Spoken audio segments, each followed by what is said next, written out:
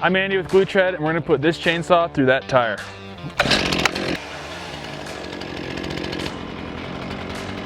That was crazy. Goes all the way through. Let's get it fixed.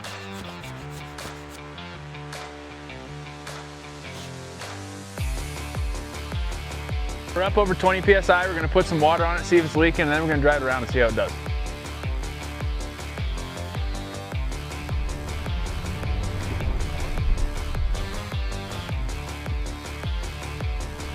Just don't do this at home. This is a bad idea. That's why we're doing it, so that you don't have to.